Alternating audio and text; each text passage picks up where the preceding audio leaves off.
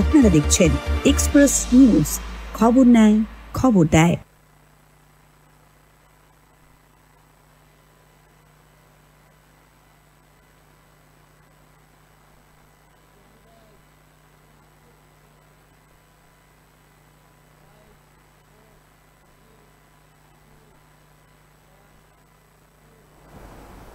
নমস্কার, আপনারা দেখছেন লোকসভার দখলদারি আর আমি আপনাদের সঙ্গে সব্যসাচী। আজকের এই লোকসভার দখলদারিতে আমরা বিভিন্ন দিনই বিভিন্ন জায়গা থেকে বিভিন্ন নেতৃত্বকে আপনাদের সামনে তুলে ধরছি। সেই এলাকার কি পরিস্থিতি, রাজনৈতিক জায়গায় উত্তাপটা কোন পজিশনে যে পরে দাঁড়াচ্ছে সেটাও নিয়ে আলোচনা করছি। ঠিক আজকে আমাদের সঙ্গে উপস্থিত হয়েছেন বিশেষ অতিথি, আমাদের মধ্যে রয়েছেন বিক্রমজিৎ চ্যাটার্জি। বিক্রমদা, স্বাগত আপনাকে আমাদের অনুষ্ঠানে। বিক্রমদা হচ্ছেন বিষ্ণুপুরের যে সাংগঠনিক জেলা, সেই জেলা তৃণমূলের জেলা সভাপতি।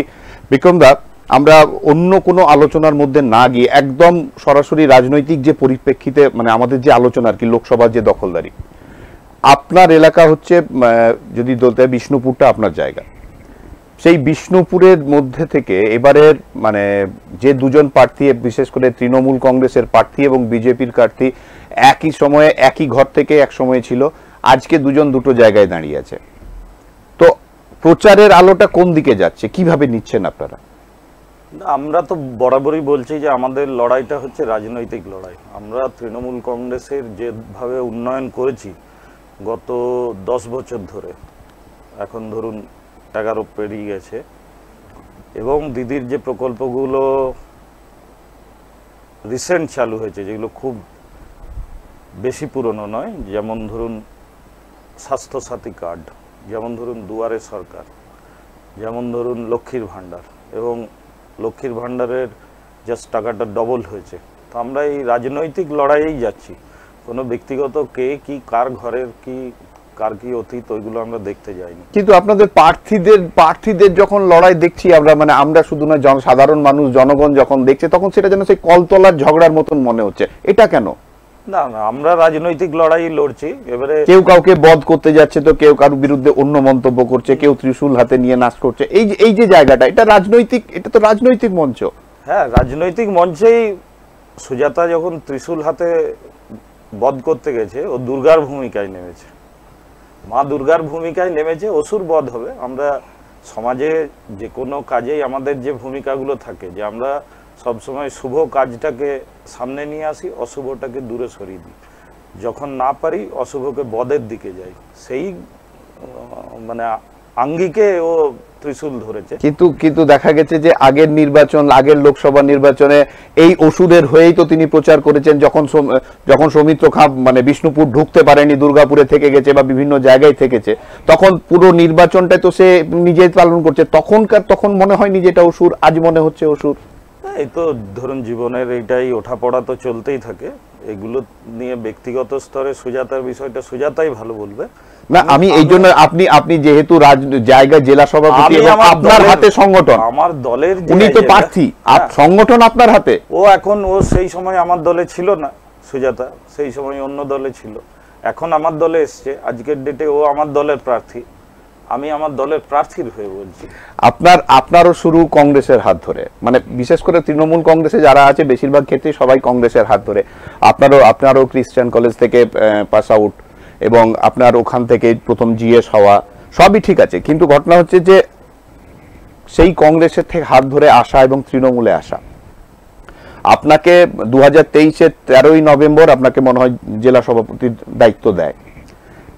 আগে জেলা সভাপতির পর যিনি কাজ করে গেছিলেন, এখন যে আপনাকে কাজ করতে হচ্ছে জায়গায়, কি মনে হচ্ছে? উনি তো বড়জোড়ায় থেকে এলাকায় কাজ করেছেন, আপনি দুর্গাপুরে থাকেন, দুর্গাপুর থেকে আপনাকে বড়জোড়া যেতে হচ্ছে বা সোনামুখী যেতে হচ্ছে, রেগুলার যে আপনার আসা যাওয়ার জায়গাটা কতটা কষ্টকর বা কঠিন মনে হচ্ছে? না, এগুলো তো আমাদের একটা অ্যাটাচমেন্ট। আমার বাবাও এইখানেই চাকরি করতেন, দুর্গাপুর ইস্পাত কারখানায়।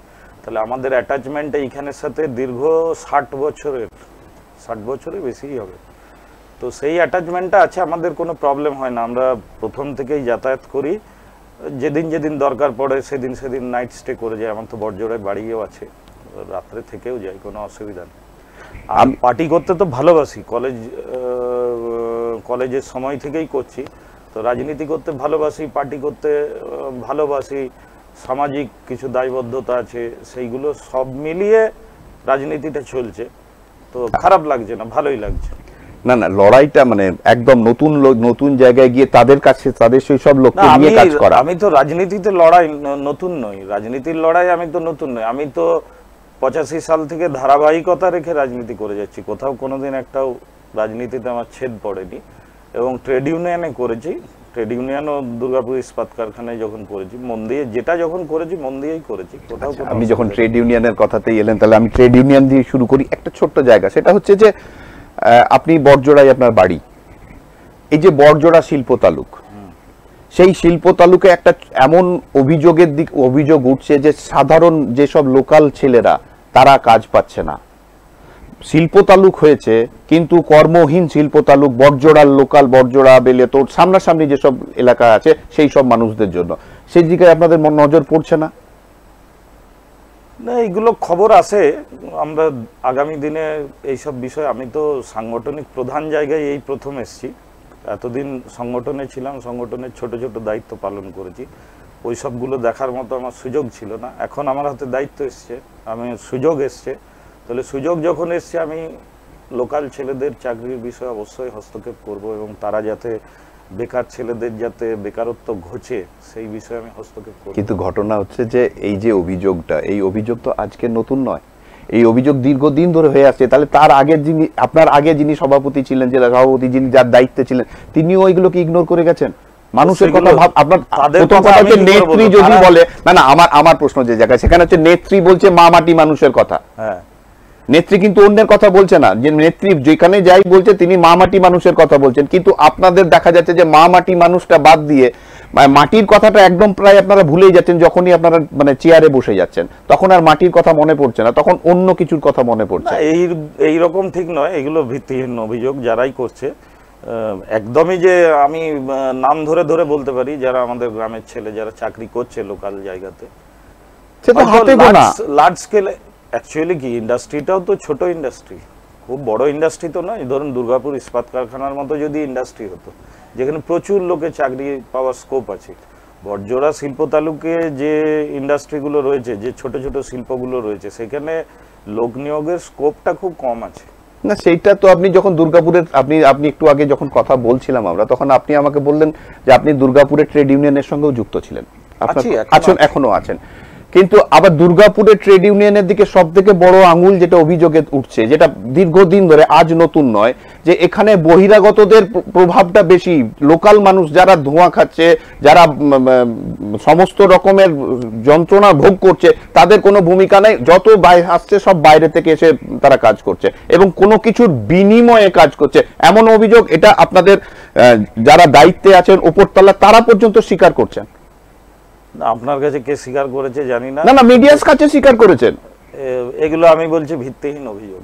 তাহলে মানে আপনাদের নেতৃত্ব তাহলে ভিত্তিহীন কথাবার্তা আজকাল বলে। যাই হোক, আমি একটু অন্যদিকে যাই তাহলে। সেটা হচ্ছে যে আপনার যে সাংগঠনিক যে জায়গার দায়িত্বে আপনি কাজ করছেন, আপনার মোটামুটি সোনামুখী, পাত্রসায়ার, ইন্দাস, আর এদিকে জয়পুর, বিষ্ণুপুর, কতুলপুর, এই 6টি জায়গাকে নিয়ে আপনার যে লোকসভা, না 6টা বিধানসভাকে নিয়ে। বিধানসভা হচ্ছে বড়জোড়া, সোনামুখী, ওন্দা, বিষ্ণুপুর, কতুলপুর, ইন্দাস।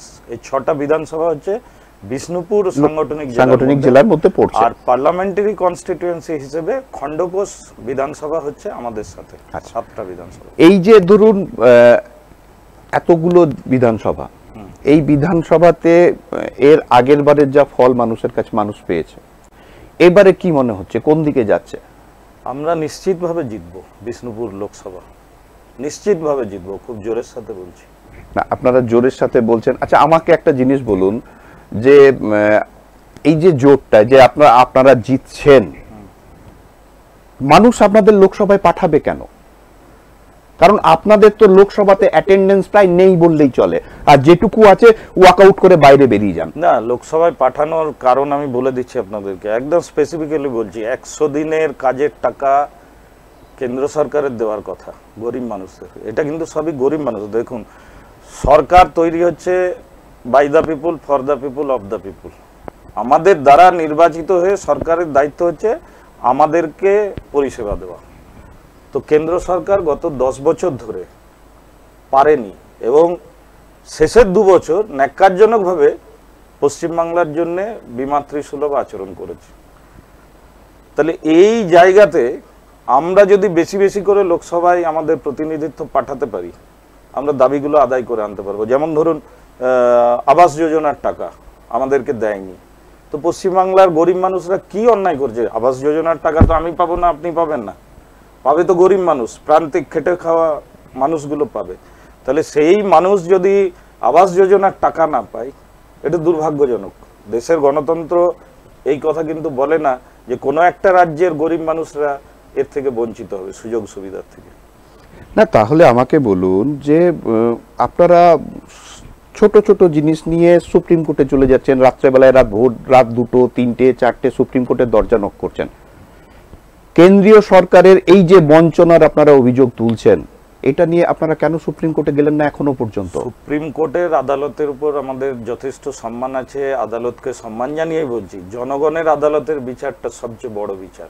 যদি জনগণ আমাদেরকে বলে, ভোট দেওয়ার মাধ্যমে তার অধিকারটা তো গণতান্ত্রিক অধিকারটা সবচেয়ে শক্তিশালী, সে যদি ভোট দিয়ে আমাদেরকে বলে যে না তোমাদের সাথে আছি, তাহলে সেই বিচারের উপরে আর তাহলে রক্ষা কবচের জন্য কেন জনগণের কাছেই তো আসতে পারেন, কেন আর সুপ্রিম কোর্টে যাচ্ছেন আপনারা? রক্ষা কবচে কিছু তো ধরুন আইনি ব্যাপার স্যাপার রয়েছে, এখানেও যেমন আছে, এটাতে তো আপনারা আরো সহজে মানুষের কাছে পেয়ে, মানে মানুষের কাছে, মানুষের যদি মানুষের দাবির জন্য যদি আপনাদের আন্দোলন হয়, মানুষের দাবির জন্য যদি এত কিছু হয়, এই যে বঞ্চনার কথা আপনারা বলছেন, অপোজিশন তারা উপর দিকে যারা আছে তারা বলছে যে আমাদেরকে সঠিকভাবে কোনো হিসাবপত্র পাঠাচ্ছে না।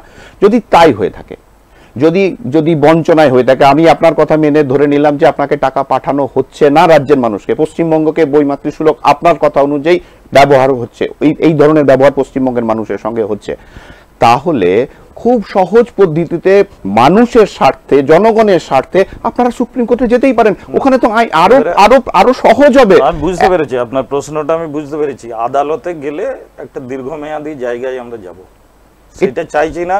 জনগণের আদালতে বিচার নেব, বিচার নিয়ে 100 দিনের কাজের টাকা 59 লক্ষ লোককে টাকা তো মমতা ব্যানার্জি দিয়েছে, টাকা তো কেন্দ্র সরকার দেয়নি, আমরা তো বসে নেই। তাহলে আবার যদি জনগণের আদালতে বিচার পাই, তাহলে আমরা আবার আবাস যোজনা 31শে ডিসেম্বরের মধ্যে, আমাদের যুবরাজ বলে দিয়েছে 31শে ডিসেম্বরের মধ্যে যত লক্ষ লোক আবাস যোজনায় তাদের নাম নথিভুক্ত আছে তারা পেয়ে যাবে। আপনি 31শে ডিসেম্বর। আপনারা রাজতন্ত্রে বিশ্বাসী নন বলছেন বিভিন্ন সময়, আপনারা রাজতন্ত্র চলছে ভারতবর্ষে বলে এটাও ডিক্লেয়ার করছেন, অথচ আপনি আমার এখানে বসে আপনি যুবরাজের কথা বলছেন। এটা ঠিক মানে মানানসই নাই, বুঝতে পারলাম না কিসের যুবরাজ, কোথাকার যুবরাজ, কে যুবরাজ? বলি আপনাকে, বলি এটা এত মানে উত্তেজিত না, আপনি বলছেন যুবরাজ, আপনারাই বলছেন রাজতন্ত্র। দেখুন, বাংলার অগ্নিকন্যা মমতা ব্যানার্জি, একদম, এটা তো সংবাদপত্রের দেওয়াই। আবার বাংলার যুবরাজ অভিষেক ব্যানার্জি, এটা তো বাংলা, তো বাংলা, এগুলো আমরা আমাদের ভালো লাগে, আপনাদের দলীয় ভাবে আমরা আমাদের অভিষেক ব্যানার্জিকে ভালোবাসি, তাকে আমরা যুবরাজ অভিষিক্ত করছি, কিন্তু এইটাও কিন্তু ওই সংবাদ মাধ্যমেরই দেওয়ার নাম যুবরাজ, অগ্নিকন্যা, এই নামটাও কিন্তু আমরা আমাদের দল থেকে দিইনি, যুবরাজও আমরা আমাদের দল থেকে দিইনি। এরা এইটা সংবাদ মাধ্যমে, আমি যতটা জানি, আমার যতটা মনে পড়ছে, সেই সময়ের আনন্দবাজারের সাংবাদিকই বাংলার অগ্নিকন্যা দিয়েছিলেন, ওনার নামটা এই মুহূর্তে আমি মনে করতে পারছি না। না, যাই হোক, আমি সেদিকে যাচ্ছি না। আমার কথা হচ্ছে না, আমি এই জন্য বললাম কথাটা যে আপনারাই এই রাজতন্ত্রের কথা বলছেন, তো আপনাদের নেত্রী রাজতন্ত্রের কথা বলছে, আপনাদের নেতৃত্বে যারা আছে তারা আঙুল তুলছে বিজেপির দিকে যে এখানে রাজতন্ত্র চলছে। আমি ওই জন্য আপনার কথার কাউন্টার করলাম যে আপনি যুবরাজ বলছেন কি করে, যেহেতু আমি তো বললাম সংবাদ মাধ্যমের দেওয়া একটা উপাধি, সেইটা আমরা প্রচার করছি, আমাদের ভালো লেগেছে। না, একদম আপনারা আপনাদের মতন করে প্রচার করতেই পারেন, এবার মানুষ তাকে কিভাবে নিচ্ছে সেটা তো মানুষের বিষয়। মানুষ আপনাদের, কিন্তু এটাও ঠিক যে সংবাদপত্র নেই আপনাদের দেওয়া বহু নাম, বহু সময়, বহু জায়গাতে লিফলেটের মতন লাগানো ছিল, এখন সেগুলো আর দেখতে পাওয়া যায় না। সেগুলো দেখুন, ওইগুলো এক একটা ইস্যু আসে, আর আবার নেক্সট ইস্যু, তো দিনে এক জায়গায় থেমে থাকলে তো চলবে না, একদম চলতে চলতে আমরা না আমি ভালো কিছু যেটা হবে সেটাকে গ্রহণ না, করব, আমি আমি যেটা ভালো আমি হবে না আমি বর্জন বিক্রমজিৎ করব। বাবু আমি আপনাকে বলি, আমি পার্সোনালি বিভিন্ন জায়গাতে যখন যেমন যেসব আমাদের অতিথিরা আসেন, মানে বিশেষ করে রাজনৈতিক ব্যক্তিত্বরা যখন আমাদের কাছে আসেন, আমরা তাদের নিয়ে একটু ভেরিফাই করি। আমি একটা জায়গায় খুব মানে হঠাৎ মানে ভেরিফাই করতে গিয়ে অবাক হলাম আর কি, যে এমন একজন, যখন গোটা রাজ্য জুড়ে স্ক্যাম স্ক্যাম স্ক্যাম স্ক্যাম চলছে আর কি, সেখানে একজন জেলা সভাপতি, সাংগঠনিক জেলা সভাপতি, তার বিরুদ্ধে কোনো স্ক্যাম নেই, তার বিরুদ্ধে কোনো মানে ইস্যু নেই, এটা মানে বিরোধীরাও বলছে, এটা অস্বীকার করার কোনো জায়গা নেই। কিন্তু আমি আশ্চর্য হলাম যে যেখানে বিভিন্ন বড় বড় রাজনৈতিক নেতৃত্ব যাদের নাম করে অনেকে, যাদের হাত ধরে তৃণমূল কংগ্রেসে এসেছে, তাদের বাড়ি থেকে কোটি কোটি টাকা পাওয়া যাচ্ছে, অথচ একজন তৃণমূল নেতার বিরুদ্ধে কোনো রকম কোনো এলিগেশন নেই। এটাকে কিভাবে মেনটেন করছেন? এবার ধরুন, অন্য লোকের কথা আমি বলতে পারবো না। আমরা ছাত্র জীবন থেকে একটা আদর্শ নিয়ে রাজনীতিতে এসেছি, সেই রাজনীতি এখনো করে যাচ্ছি, নীতি আদর্শ বজায় রেখে যতটা করা যায় করে চলেছি। জানি না শেষ অবধি কতটা টানতে পারবো, কিন্তু এইভাবেই এগিয়ে যাওয়ার চেষ্টা করছি, আশা করি এগিয়ে যাব। আচ্ছা, আমাকে একটু বলুন, এই যে আপনি এই যে 2024-এর লোকসভা নির্বাচন, এই 2024-এর লোকসভা নির্বাচন, এর আগেও নির্বাচনগুলো আপনি দেখেছেন, যেহেতু রাজনৈতিক ব্যক্তিত্ব, দীর্ঘদিন ধরে রাজনীতির সঙ্গে যুক্ত আছেন। 2024-এর নির্বাচনটা আগে 2019-এর নির্বাচন থেকে কতটা আলাদা?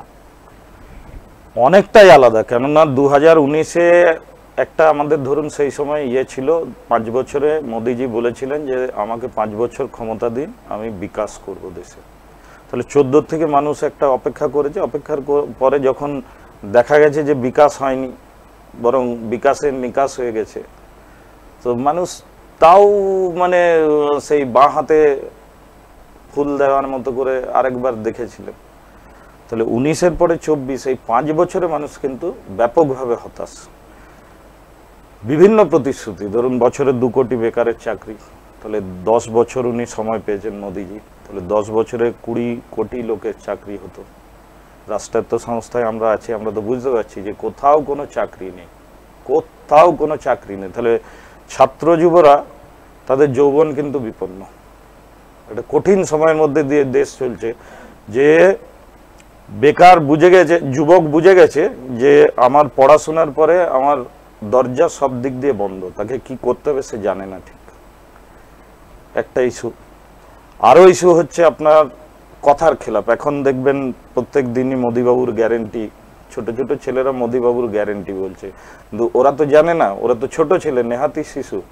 আমরা যারা বড় হয়ে গেছি, আমরা মোদিবাবুর গ্যারেন্টি দেখেছি যে বিকাশ করে দেবো 5 বছরে। আচ্ছা, 12,500 কোটি টাকা দেশের চলে গেছে নোটবন্দির করতে গিয়ে, এবং নোটবন্দির ফলে ভারতবর্ষের প্রচুর মানুষ মানে হেনস্থার শিকার হয়েছে সমস্ত দিক দিয়ে।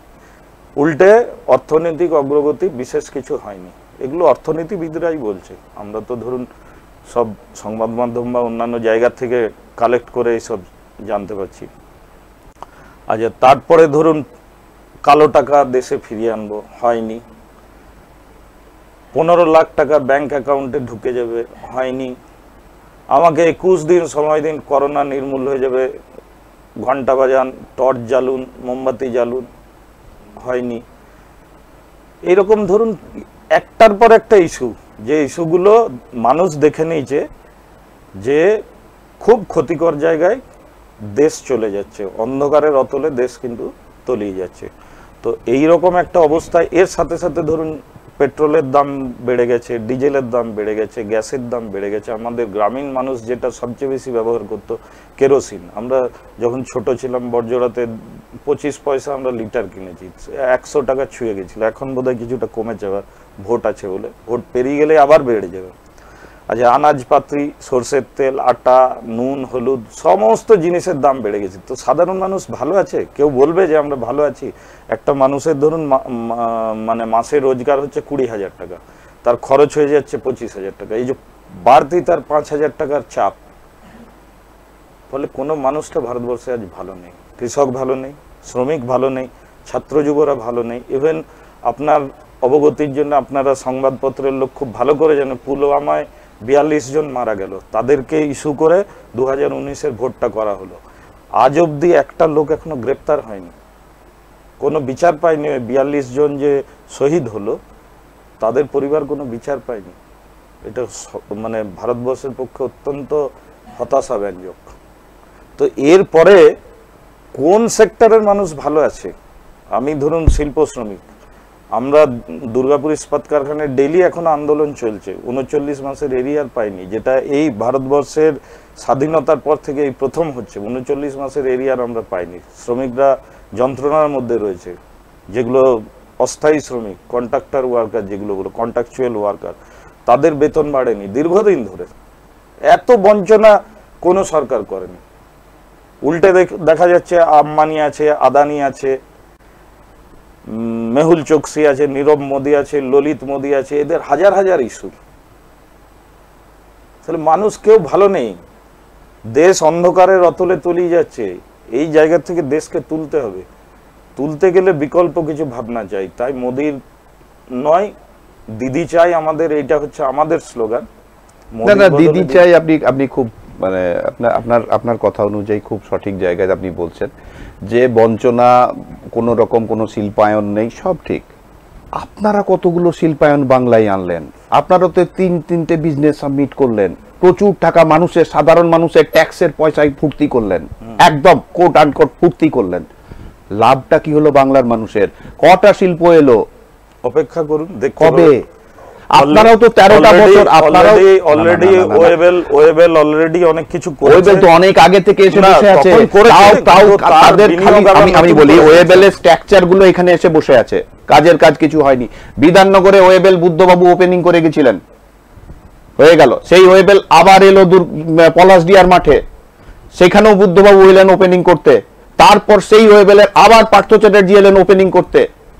এই যে খেলা, ওপেনিং হচ্ছে, ভিত্তিপ্রস্তর স্থাপন হচ্ছে।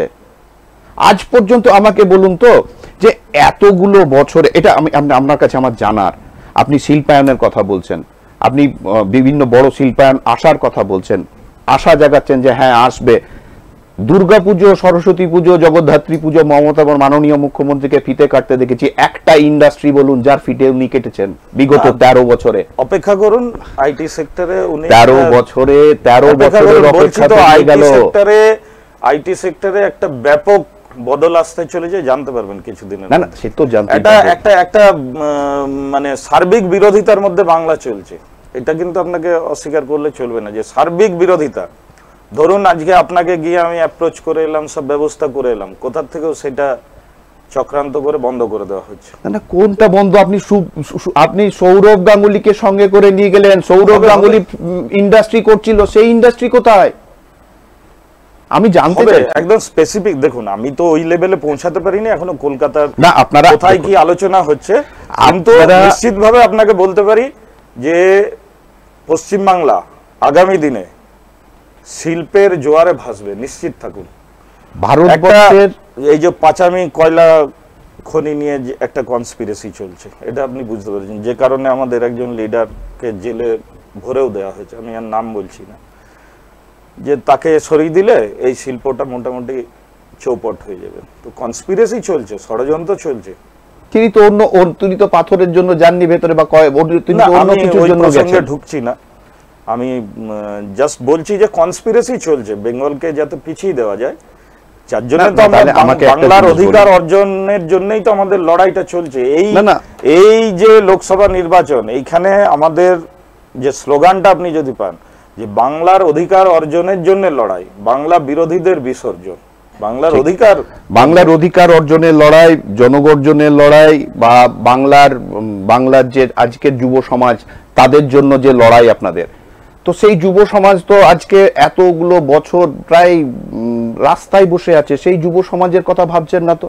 না, এইটা আমি আপনার কথা মেনে নিতে পারছি না যে রাস্তায় বসে আছে, এরকম নয়। কর্মসংস্থান ছোটখাটো জায়গায় অনেক হয়েছে, আপনাকে আমি বলতে পারি। আপনি বলছেন কর্মসংস্থান ছোটখাটো জায়গায় অনেক হয়েছে, ধর্মতলা ধর্ণাতলায় পরিণত হয়েছে, তারপরেও ভাবতে হবে বলছেন?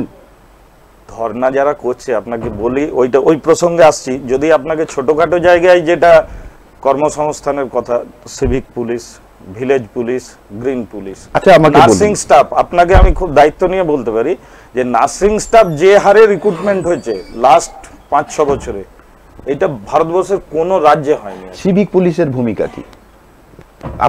আপনার কথা, আপনাকে আমি একটা জিনিস বলছি, আপনি যদি মানে টাকার অ্যামাউন্টে মানে বেতনটাকে দেখেন, আমি বেতন বলছি না, টাকাটা কিন্তু বাজারে রোল হচ্ছে এবং অর্থনীতিটা এমন জায়গায় এসছে। ধরুন আপনি একটা সিভিক পুলিশ 10,000 টাকা পাচ্ছেন, আপনার 10,000 টাকা কিন্তু বাজারে রোল হচ্ছে এবং পশ্চিমবাংলা ওই গতিতে কিন্তু অর্থনীতির একটা সুদৃঢ় ভিত্তি তৈরি। বিক্রমজিৎ বাবু, আপনাকে আমি ছোট্ট একটা কথা বলি, আপনি ঠিক বলছেন। আপনি এই 10,000 টাকা হোক, 5,000 টাকা হোক, বাজারে রোল হচ্ছে, আরো 5 জন ওই টাকা থেকে নিয়ে তাদের সংসার চলছে, খুব বাস্তব কথা বলছেন।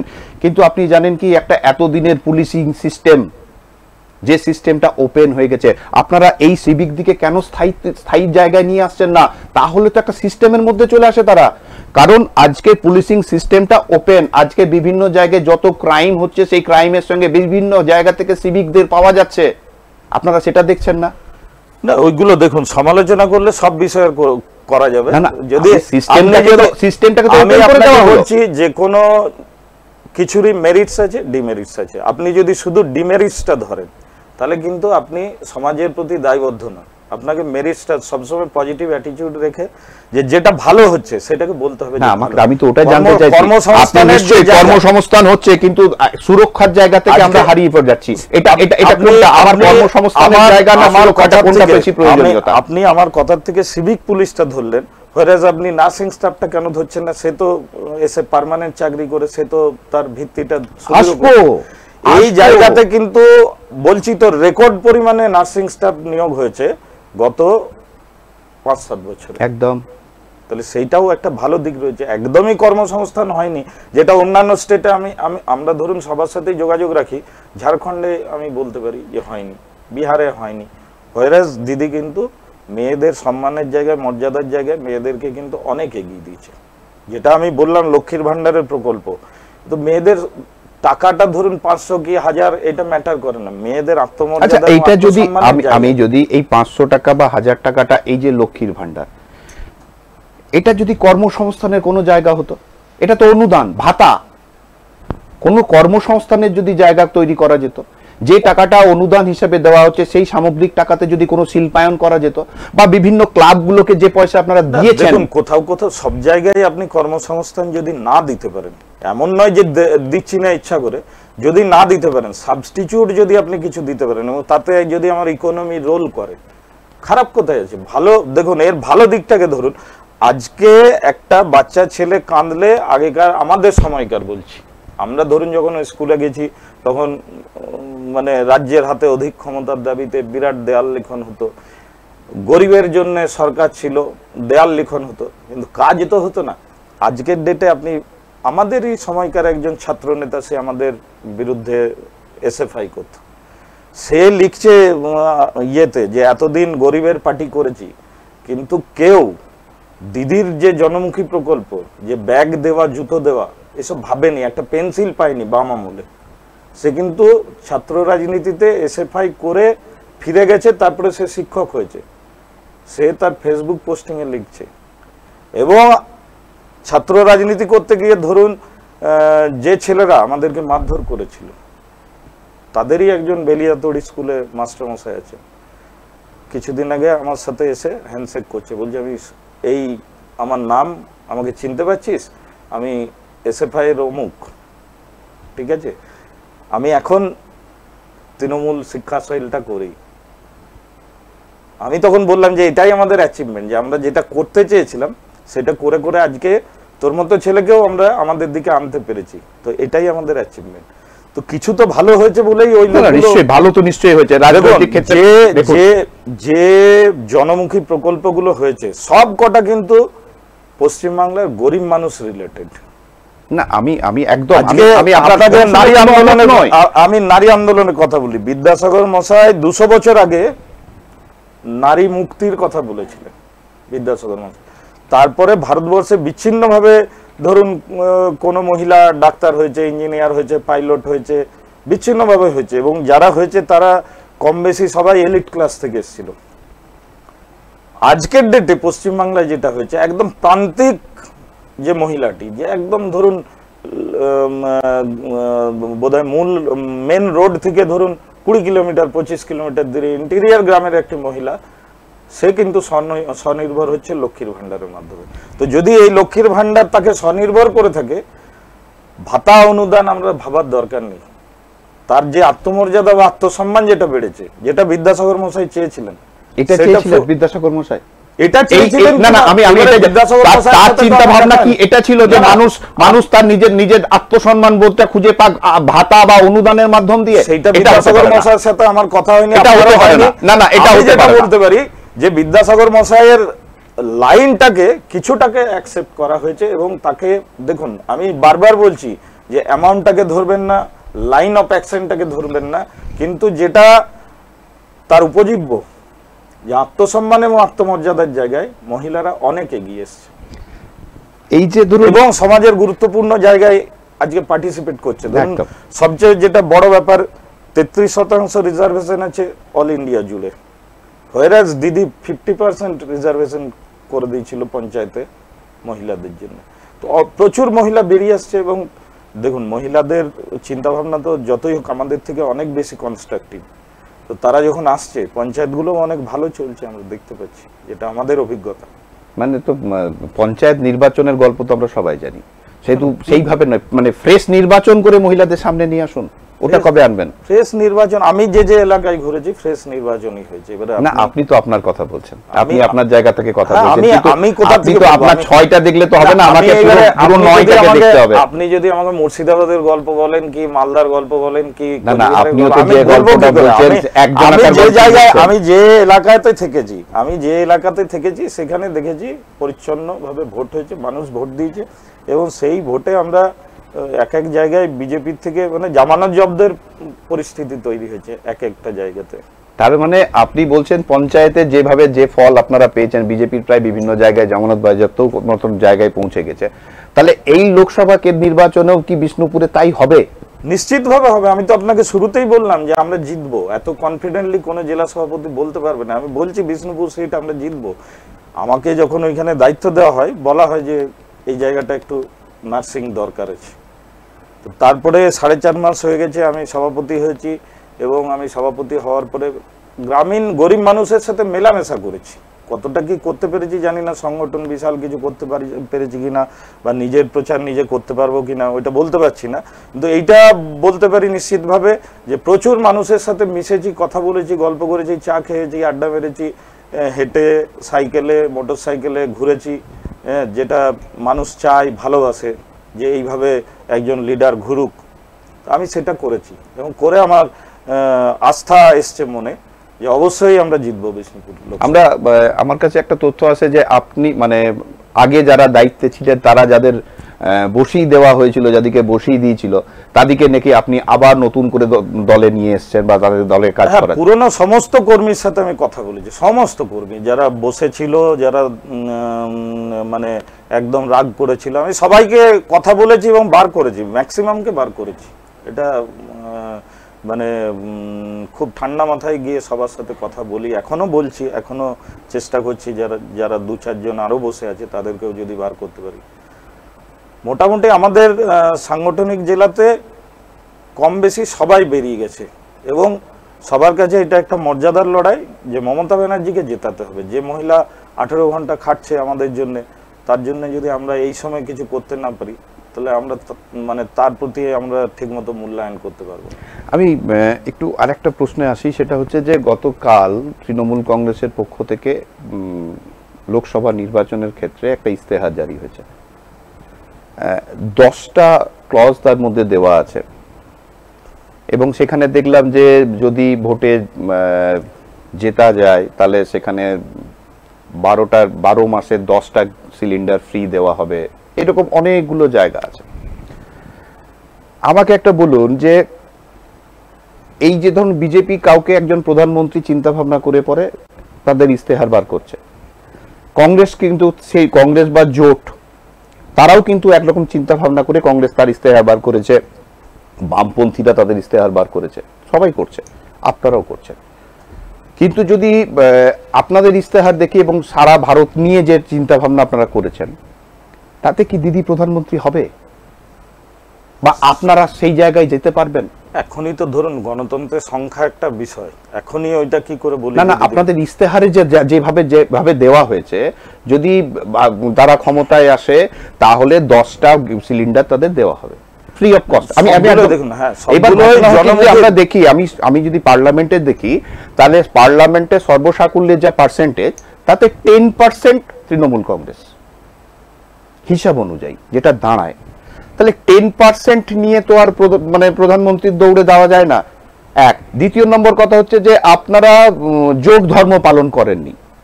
সব থেকে বড় অভিযোগ যোগপন্থীদের, যে আপনারা যোগ ধর্ম পালন করেননি বাংলার ক্ষেত্রে। আপনারা 42টাতে 42টাই সিট দিয়ে দিয়েছেন, অথচ যে পরে দিল্লির রামলীলা ময়দানে গিয়ে পরে বলছেন যে না আমরা জোটের সঙ্গে আছি। এটা কেমন? দেখুন, আপনাকে স্মরণ করিয়ে দিই, দেবেগৌড়া যখন প্রধানমন্ত্রী হয়েছিলেন, কর্ণাটকের সিট ছিল 28টা, উনি সবগুলো জিততে পারেননি, তা সত্ত্বেও উনি প্রধানমন্ত্রী হয়েছিলেন। তাহলে দিদি প্রধানমন্ত্রী না হওয়ার কোনো কারণ নেই। এবং দিদি এখন ভারতবর্ষের 28টা রাজ্য, 8টা কেন্দ্রশাসিত অঞ্চল, সবগুলোর মধ্যে সবচেয়ে জনপ্রিয়, ভারতবর্ষের মধ্যে জনপ্রিয়তম নেত্রী। কাজেই দিদির প্রধানমন্ত্রী হওয়ার কোনো বাধা নেই। আর যেটা 10টা প্রকল্প আপনি বলছেন, 10টাই দেখুন জনমুখী প্রকল্প, গরিব মানুষকে কেন্দ্র করে এবং গরিব প্রান্তিক খেটে খাওয়া মানুষকে, যেটা আমি বারবার বলছি যে এদেরকে কেন্দ্র করেই কিন্তু আমাদের ইশতেহারটা তৈরি হয়েছে। মানুষ ভালো থাকুক, যে আমাকে ভোট দেবে সে যেন ভালো থাকে, এইটা হচ্ছে মূল এজেন্ডা আমাদের। আচ্ছা, আমি এতক্ষণ তো আমরা রাজ্য দেশের চারিদিকের কথা বললাম, এবার আমি আপনার কাছ থেকে কিছু জায়গা আপনার কাছ থেকে জানতে চাইবো। সেটা হচ্ছে যে আপনার যেটা দায়িত্বের মধ্যে পড়ে, সেই লোকসভা কেন্দ্র বিষ্ণুপুর, সুজাতা মণ্ডল সেখানকার প্রার্থী। মানুষ সুজাতা মণ্ডলের সঙ্গে থাকবে কেন, এটা যদি একটু পরিষ্কার করে বলেন। আমরা দেখুন, আমরা ব্যক্তি সুজাতাকে নিয়ে চিন্তিত নয়, ব্যক্তি বিক্রমজিৎ চট্টোপাধ্যায়কে নিয়ে চিন্তিত নয়। আমাদের এজেন্ডা একটাই, আমাদের পার্টি সামনে আসুক, মমতা ব্যানার্জির মুখ সামনে আসুক, তাহলে ওইখানে আর কোনো কথাই হবে না। না, সুজাতা মণ্ডল তো ধরুন যেভাবে উনি নেমেছেন, যেভাবে কাজ করছেন আর কি, এবং সব থেকে বড় জায়গা যেটা, সেটা হচ্ছে যে এর আগের 2019-এর নির্বাচনের সময় উনি যেভাবে মানে একক লড়াইটা যেভাবে দেখিয়েছিলেন, জানি না কেন বা কি কারণে, এটা তাদের ব্যক্তিগত জায়গা, কিন্তু তিনি যেভাবে লড়াইটা করেছিলেন সেই সময়, সেই লড়াইয়ে কি ফল সেই দিন যেটা করেছিলেন, সেটা কি এবারের নির্বাচনের ক্ষেত্রে তার কাছে কিছুটা লাভজনক জায়গায় থাকবে? এগুলো ধরুন কাল্পনিক প্রশ্ন, এগুলোর কি জবাব দেবো? না, আমি কাল্পনিকের কথাই বলছি না, উনি সেই সময় যে এফোর্ট দিয়েছিলেন ও তো নিজের জন্য খাটবেই, খাটছেও। আমি ওর সাথে পরশু একটা নির্বাচনী প্রচারে ছিলাম ইন্দাসে, ও বেরিয়েছে 11:45, সারা দিন ঘুরে ও ঘর এসছে 9:30। এই এতটা সময় ধরে ও রাস্তায় প্রচারে থেকেছে, এবং রাস্তায় মানে কি একটা ওই 407 ট্রাকে চেপে ও কিন্তু ঘুরেছে একটা মেয়ে হয়ে। এই লং স্ট্যান্ডিং ও দাঁড়িয়ে গোটাটা প্রচার করেছে। এবার কোথাও নেমেছে, কোথাও পদযাত্রা হয়েছে, কোথাও মিছিল হয়েছে। তো পরিশ্রম করছে, ও নিজের জন্য পরিশ্রম করছে, দল তো ওকে দায়িত্ব দিয়েছে। আর দলীয় কোন দল? আমাদের বিষ্ণুপুর সাংগঠনিক জেলায় আপাতত আমি সভাপতি হিসেবে বলতে পারি কোনো দলীয় কোন্দল নেই, একদম নিশ্চিতভাবে আপনাকে বলতে পারি। কারণ আমি খুব মৃদুভাষী লোক, সবার সাথে হেসেই কথা বলি, আর কেউ কিছু বললে, খারাপও বললে, আমি জড়িয়ে ধরার মতো আমার মানসিকতা আছে, কাঁধে হাত দিয়ে কথা বলি, ভাই দাদা বলে কথা বলি। তো ফলে কোনো গোষ্ঠীদ্বন্দ্ব আমাদের নেই, দলীয় কোন্দল আমাদের জেলাতে অন্তত নেই। আপনার পাশের জেলা, মানে যেটা মানে বাঁকুড়ার মধ্যেই যদিও পড়ে, বাঁকুড়ার কি মনে হচ্ছে, কি কোন দিকে যাচ্ছে? বাঁকুড়াতে অরূপদা জিতবে, অরূপ চক্রবর্তী জিতবে। আমাদের বাঁকুড়ার দুটো সিটেই হাওয়া প্রচন্ড ভালো আছে। গতবারে মানুষ ভুল করেছিল, সেটা তাদের উপলব্ধিতে এসছে যে আমরা ভুল করেছিলাম, মানুষ ভুল করেছিল, সেইটা কিন্তু জেনারেল পিপল অনেকটাই বুঝেছে যে উন্নয়নের দিক দিয়ে আমরা অনেকটা পিছিয়ে গেছি। তার আগেও তো যখন মুনমুনকে জিতিয়েছিল তখনও তো তারা বলেছিল আমরা ভুল করেছিলাম। মুনমুন সেনকে জিতিয়ে ভুল করেছিল এরকম কিন্তু খবর আমার কাছে নেই। যদি না থাকে তাহলে আবার কি করে মুনমুন সেনকে যদি জিতিয়ে না ভুল তাহলে সুব্রত মুখার্জির মতন লোক প্রার্থী হেরে যায়? দেখুন, ওই পুলওয়ামার 42 জন শহীদের রক্তের উপর কিন্তু নির্বাচন হয়েছিল। সুব্রত মুখার্জি, মুনমুন সেন কিন্তু ফ্যাক্টর ছিল না। সারা ভারতবর্ষকে দেখিয়ে দেওয়া হয়েছিল যে 42 জন শহীদ হলো, এবারে একটা জাতীয় আবেগ তৈরি করে ভোটে যাওয়া হয়েছিল। এটাও একটা কনস্পিরেসি, নইলে আপনাকে তো আমি শুরুতেই বললাম যে 42 জনের মানে শহীদ হলো, অথচ একজনও আজ অব্দি গ্রেপ্তার হলো না এবং কেউ কোনো বিচার পেল না। এটা তো আপনাকে আগেও বললাম। তো এই কনস্পিরেসির উপর সেই সময় জাতীয় আবেগ তৈরি করে ভোট করা হয়েছিল। বিজেপি বলছে 400 পার, আপনারা বলছেন পশ্চিমবঙ্গের যতগুলো সিট আছে 42টাতেই 42টা আসন প্রায় আপনাদের, মানে যাদের সঙ্গে কথা বলছি তারা প্রত্যেকেই বলছে হ্যাঁ আমার এই সিটটা কনফার্ম হয়ে গেছে, আমরা 100% জিতছি। তাহলে 42, এই যে পশ্চিমবঙ্গের যে 42টি আসন, এখান থেকে কি খালি হাতে বিজেপিকে ফিরতে হবে? খুব সম্ভবত ওদেরকে খালি হাতে ফিরতে হবে, খুব সম্ভবত। কেননা যে হারে মানুষের আবেগ উন্মাদনা দেখছি, বিশেষ করে আমি আপনাকে শুরুতে বলেছি, আবার রিপিট করছি যে লক্ষ্মীর ভান্ডার, স্বাস্থ্যসাথী, দুয়ারে সরকার, রূপশ্রী, কন্যাশ্রী, এই 5টা প্রকল্পের উপর মহিলারা যেভাবে একত্রিত হয়েছে, একজোট হয়েছে, সেই ক্ষেত্রে মনে হচ্ছে বিজেপিকে নিরাশ হয়ে পশ্চিমবাংলা থেকে ফিরতে হবে মনে হচ্ছে। আর তথাকথিত দিল্লির, বাংলার কথা বলছি না, দিল্লির আপনাদের জোট, দিল্লির জোট, আমি তো দিল্লির নেতা না, নই। তথাকথিত দিল্লির জোটের কথা বলছি, কারণ বাংলার সঙ্গে তো আপনাদের জোট হয়নি। বাংলার কংগ্রেস বা দেখুন, জোট রিলেটেড কথাবার্তা দিদি বলতে পারবেন, এক আমাদের মানে সর্বাধিনায়িকা, আর আমাদের নেতা অভিষেক বন্দ্যোপাধ্যায় বলতে পারবে। আমি এই ছোট লেভেল থেকে অতটা বলতে পারবো না। কি মনে হচ্ছে আপনার? দেখুন, আপনি একটা জেলা সভাপতি, আপনি যখন একটা জেলা সভাপতি, আপনাকে দল দায়িত্ব দিয়েছে, একটা জেলার দায়িত্ব দিয়েছে, এবং একটা জেলার দায়িত্ব দেওয়া মানে তার মধ্যে সেই জায়গাটা দল দেখেছে তাই আপনাকে দায়িত্ব দিয়েছে, অন্য কাউকে দেয়নি, আমাকে দেয়নি, আরো 5 জনকে দেয়নি, আপনাকে দিয়েছে। তাহলে সেই জায়গায় দাঁড়ায় আপনার কাছে তো কিছু তো একটা জায়গা আছে যে না আমরা এখানে, যেমন ধরুন যদি আমি বলি পুরুলিয়া, আপনার একদম খুব কাছেই, সেখানেও পুরুলিয়াতেও দেখা গেছে যে ওখানেও জোট প্রার্থী নেপাল মাহাতো এবং সিপিএম এর একটা জোট হয়েছে। তো এইরকম সব জায়গাতেই জোট প্রার্থীরা কিছু না কিছু নিজের নিজের জায়গায় রয়েছে। সেই জায়গায় থেকে দাঁড়িয়ে বলছি যে কি মনে হচ্ছে যে দিল্লির জোট, আমি এই জন্য বললাম যে বাংলায় আপনাদের সঙ্গে জোট হয়নি, বাংলায় আপনাদের ত্রিমুখী লড়াই হবে, কারণ কিছু তো ফ্যাক্টর আছে, সেই জায়গাটা কোন দিকে যাবে? শুনুন, গণতন্ত্রে সংখ্যা একটা বিরাট বিষয়, সংখ্যা হচ্ছে মেন। আমরা যদি সংখ্যায় বেশি থাকি, আমরা অবশ্যই দিল্লির যখন জোটের কথা হবে, আলোচনা হবে, আমরা অবশ্যই গুরুত্ব পাবো। বিষ্ণুপুরে শীতল কৈবর্ত বামপন্থের এবং জোটের প্রার্থী, কতটা পার্সেন্টেজ দেবেন তাকে? আমি ওকে ব্যক্তিগত স্তরে চিনি না, শুনেছি ভালো মানুষ, একটা শিক্ষক, ঠিক আছে, ও লড়ুক, ওর নীতি আদর্শ নিয়ে লড়ুক, আমরা প্রার্থী হিসেবে ওকে ওয়েলকাম করছি, এর বেশি তো আর কিছু বলতে পারবো না। আচ্ছা, আরেকটা জায়গা যেটা হচ্ছে যে আমি যেটা নিয়ে কথা বলছিলাম, এখন বিষ্ণুপুরটা আপনার দায়িত্ব, কিভাবে কি হবে না হবে সবটাই আপনাকেই দেখতে হবে, কিন্তু তার সঙ্গে যেহেতু আপনি বড়জোড়াটাও আপনার এলাকার মধ্যে পড়ছে, এবং আপনি বললেন আমাকে প্রথমেই কথার জায়গাতেই বললেন যে আপনার মানে বড়জোড়া যে শিল্প তালুক, সেই শিল্প তালুকের কর্মসংস্থান সংক্রান্ত বিষয়গুলো মানুষের জন্য, মানে আপনার লোকাল মানুষ ছেলেদের যাতে হয় সেটার দিকেও নজর রাখবেন।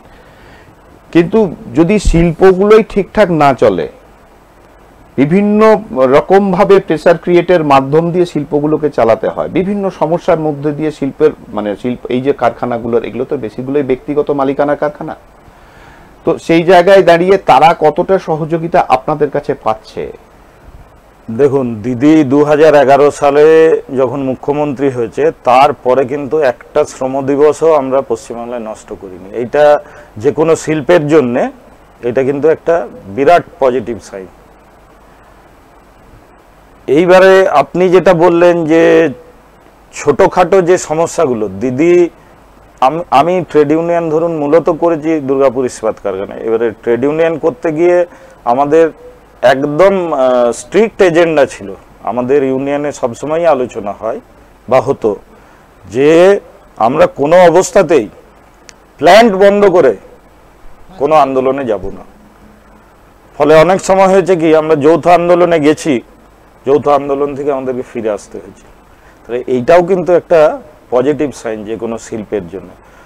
তো বড়জোড়া শিল্প তালুক বলুন বা দুর্গাপুরেই বলুন, আমি বড়জোড়াতেও অনেক কারখানাতে গেছি, এখনো অবধি আমাদের জন্য মানে আমাদের দলীয় কোনো সমস্যার জন্য কোনো কারখানার প্রোডাকশন হ্যাম্পার হয়নি, একদম সুনিশ্চিতভাবে আপনাকে বলতে পারি হয়নি। ফলে শিল্পের সম্ভাবনা খুব খারাপ জায়গাতে নেই, আপনাকে বলছি। অনেক মানে মালিক আছে যারা ধরুন কিছু কিছু ক্ষেত্রে বদমাইশি করে, কিছু কিছু ক্ষেত্রে তাদের মানে সরকারি কিছু অনুদান মেরে দেওয়ার একটা টেন্ডেন্সি থাকে, সেগুলো বিচ্ছিন্ন ঘটনা। তার জন্য কিছুটা হয়তো সমস্যা হয় ওই সব জায়গায়। অ্যাজ সাচ সরকারের তরফ থেকে এবং মানে আমাদের দলের তরফ থেকে সেইভাবে শিল্পের বিরুদ্ধে কেউ যায়নি এখনো। ট্রেড ইউনিয়ন মুভমেন্টটাও অনেকটা কমজোরি আছে আমাদের দলের, কারণ আমাদের দলটা আগে, দলের পরের দিকে আপনার ট্রেড ইউনিয়ন। কিন্তু মানে আপনি বলছেন দলটা আগে এবং আপনি একটা বলুন না, একটা উদাহরণ দিন যেখানে আমাদের দলের জন্য কোথাও শিল্পের কোথাও কোনো প্রবলেম হয়েছে। আমি সেই জায়গায় যাচ্ছি না, আপনি আমাকে একটা জায়গা বললেন, আমি এই জন্য আমার এটা জানার আর কি, আমাদের বিভিন্ন সময় বিভিন্ন জায়গায় দেখছি তো। আপনি বললেন দলটা আগে ট্রেড ইউনিয়নটা পরে। আমি যদি এই শিল্পাঞ্চলের কথা বলি, এই শিল্পাঞ্চলের মানুষ দেখছি সবাই দল বাদ দিয়ে ট্রেড ইউনিয়নের দিকে বেশি ছুটছে। কোথায় আপনি দেখছেন? আমি তো ট্রেড ইউনিয়নের লোক, আমি ট্রেড ইউনিয়ন করছি। ধরুন আমি চাকরিতে ঢুকেছি 95 সালে, তখন থেকে ট্রেড ইউনিয়ন করছি। আমাকে ট্রেড ইউনিয়ন নেতা হিসেবে আপনি পেয়েছেন কি দুর্গাপুরের বাজারে? দলের লোক হিসেবেই পাচ্ছি। আমি এটা একদম অন্য প্রশ্ন। আপনি আমাকে বলুন তো, আপনি যেমন বললেন যে দুর্গাপুর ট্রেড ইউনিয়নের সঙ্গে যুক্ত আছেন, আপনি বললেন আমাকে বলুন তো, দুর্গাপুর ট্রেড ইউনিয়নের যেসব নেতৃত্বের হাতে দুর্গাপুর স্টিল প্ল্যান্ট এবং দুর্গাপুরের ট্রেড ইউনিয়ন যাদের হাতে আছে, তারা কতজনা ট্রেড ইউনিয়ন বোঝে? তারা কতজন ট্রেড ইউনিয়নের নেতা? এটা আপনাকে আমি নিশ্চিত করে বলছি, আমাদের যে ট্রেড ইউনিয়ন দুর্গাপুর ইস্পাত কারখানা আছে, তাতে প্রত্যেকটি আমাদের ছেলে যারা রয়েছে, প্রত্যেকটি ছেলে কোয়ালিটি ছেলে, আমাদের প্রত্যেকটি।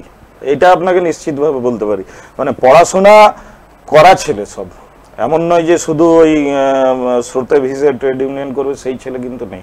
আমাদের যতগুলো আছে, আমাদের বন্ধু বান্ধব, আমরা যারা একসাথে এতদিন ধরে চালিয়েছি, খুব কোয়ালিটি ছেলে আছে। ফলে আমরা যখন ইস্পাত কারখানায় যোগ দিই, বিআইএফআর এ চলে গিয়েছিল 98-99 ওই সময়টায়। দুর্গাপুর ইস্পাত কারখানার পজিশন খুব খারাপ হয়ে গেছিল। আমরা যারা ওই সময়ে ধরুন কম বয়সে যোগ দিয়েছি দুর্গাপুর ইস্পাত কারখানার কর্মী হিসেবে, এবং আমরা ট্রেড ইউনিয়নের নেতৃত্ব দিয়েছি, আমরা কিন্তু একটা শ্রম দিবসও নষ্ট হতে দিইনি। সেই সময় ধরুন বছরে 4-5টা করে বন্ধ হতো, আমাদের বিপক্ষ দল ডাকতো, আমরা কিন্তু আগের দিন থেকে গিয়ে সমস্ত মানে বন্ধগুলো ভেঙে দিয়েছি। একদম আপনারা বন্ধ তো একদম বন্ধই করে দিয়েছি, কিন্তু এখন আর বন্ধ হয় না। না, আমরা তো এখন হয় না, কিন্তু আমাদের সময় আপনি চিন্তা করুন, আমাদেরকে ডিউটি করে এসে আবার বেরিয়ে যেতে হতো। না বন্ধের 5টায় আমরা ঢুকতাম, আবার 5:30টায় চান করে আবার ঘর থেকে বেরিয়ে যেতাম, যাতে আমাদেরকে আটকে না রাখা হয়। এটা তো দুর্গাপুরে আপনারা দেখেছেন। সেই বন্ধের যে রাজনীতি, বন্ধা রাজনীতি, সেইটাকে আমরা বন্ধ করে দিয়ে ডিএসপি কে লাভের মুখ দেখিয়েছি, এবং বহু বছর ডিএসপি নেট প্রফিট করেছে। বন্ধের রাজনীতি বন্ধ হয়ে গেছে। বন্ধের রাজনীতি এখন বাংলায় খুব একটা নেই বললেই চলে, কিন্তু ছুটির বহরটা অনেক বেশি বেড়ে গেছে। তুলনামূলকভাবে অনেক বেশি ছুটি মানুষ উপভোগ করছে, এটাও একটা বড় জায়গা। যাই হোক, আমাদের সময় আজকে শেষ হয়ে এসছে। আমাদের এই আলোচনা যদি করতেই থাকি তাহলে এর শেষ নেই। বিভিন্ন বিষয়, বিভিন্ন সময়, বিভিন্ন জায়গা থেকে মাইনাস প্লাস থেকেই যাবে। কিন্তু আপনাকে আমার অনুষ্ঠান শেষ করার আগে আপনাকে আরেকবার শুভেচ্ছা জানাই যে আপনি আপনার যে লড়াই, সেই লড়াইয়ে এগিয়ে চলুন। এবং আমি যেটা প্রথমেই বললাম যে মানে আপনার আমি একদম এরকম ক্লিন ইমেজের অনেক নেতাকে দেখলাম, তাদের মানে আমরা হয়তো পাশে বসে কথা বলি, কিন্তু এইরকম ক্লিন ইমেজ কারু পায়নি। এই ইমেজটাকে ধরে রাখুন, আগামী দিন নিশ্চয়ই আপনার ভালো হবে। এই বলে আজকের অনুষ্ঠান শেষ করছি। আবার দেখা হবে আগামীকাল ঠিক এই সময়। ধন্যবাদ। নমস্কার।